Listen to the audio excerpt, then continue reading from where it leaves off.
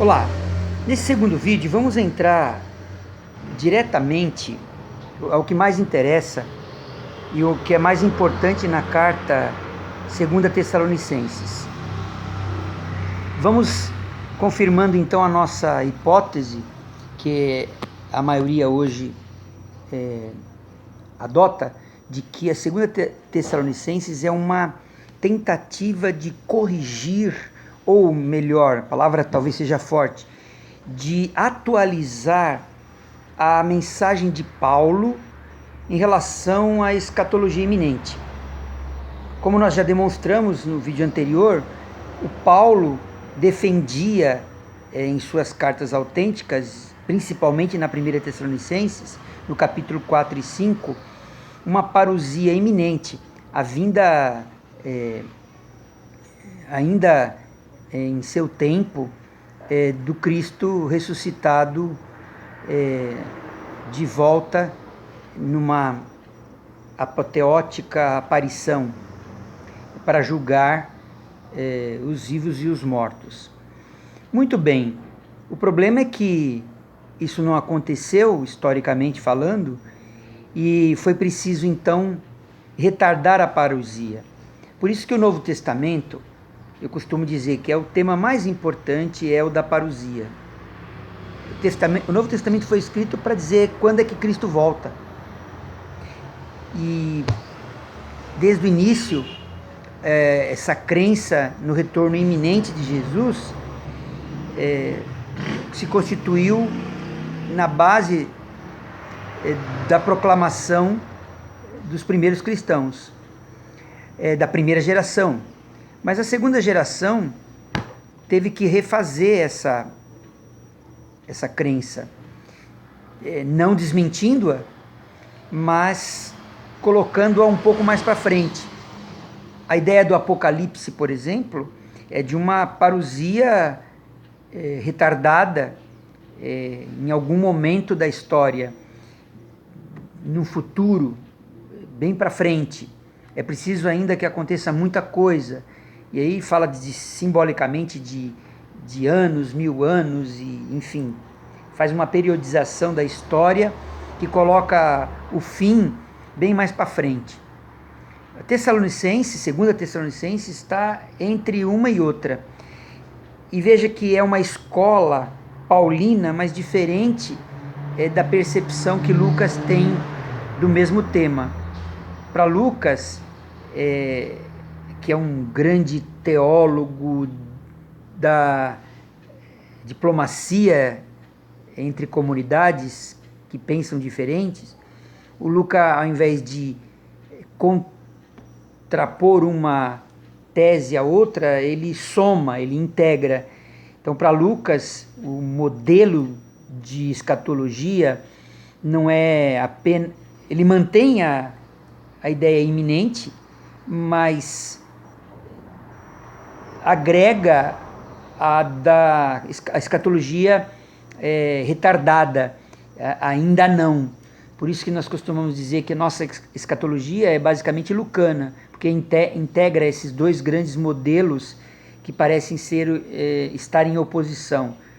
O da escatologia para já, iminente, e o da escatologia retardada, para o futuro, que não se sabe quando.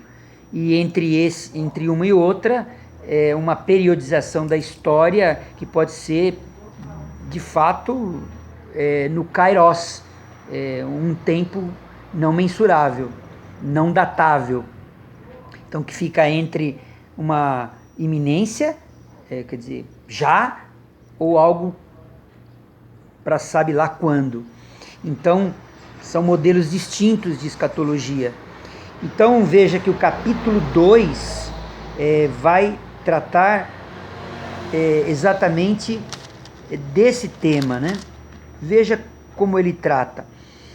Capítulo 2, verso 1. Quanto à parousia, a vinda de nosso Senhor Jesus Cristo, e a nossa reunião com Ele, tema do capítulo 4 e 5, principalmente 4, da 1 Tessalonicenses, rogamo-vos,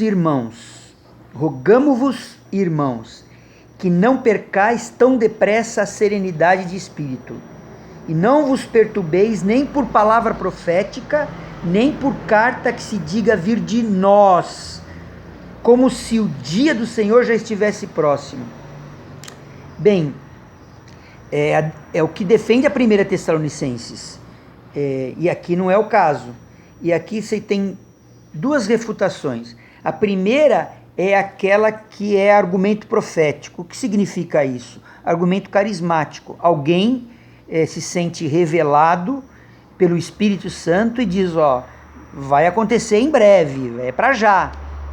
E parece estar em consonância com a autoridade do apóstolo Paulo. Ele está desautorizando esse tipo de interpretação, a 2 Tessalonicenses. E a outra desautorização é por carta que se diz vir de nós. Quem? Do Paulo, porque o sujeito, o discípulo de Paulo que assina como se fosse ele. Então ele diz, nós não autorizamos esse tipo de argumento. Não está em nenhuma carta que eu disse isso. Aí vem a polêmica, ele está se referindo à carta 1 Tessalonicenses? Provavelmente sim.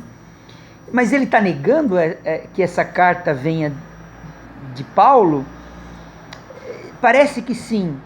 O que nós levantamos como hipótese? Que essa carta ou não é aceita por esse autor, não parece ser o caso, ou uma cópia dessa carta pode ter sido adulterada, como acontecia, ou acrescida, ou pode estar sendo interpretada numa linha que o autor de 2 Tessalonicenses discorda, e por isso ele redige outra posição.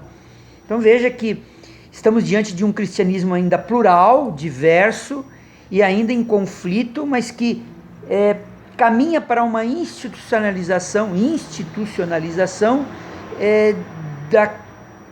de quem de fato tem autoridade para interpretar a verdadeira, entre aspas, doutrina paulina, nesse caso, sobre esse tema.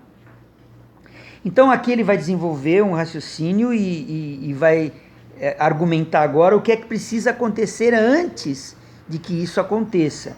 Então leia o comentário, sobretudo do Custer, que eu coloquei a citação no AVA, ou outro comentário que vocês quiserem, aqueles que eu sempre cito aí, são comentários atuais e relevantes, que vocês encontram nas bibliotecas. Não sei se vocês terão acesso agora. Se quiserem, eu posso também fotografar algumas páginas desses comentários. E por hoje é só, gente. Espero que aproveitem para ler um pouco mais e perguntar, comentar mais concretamente os textos que hoje não deu para serem trabalhados. Um abraço, gente.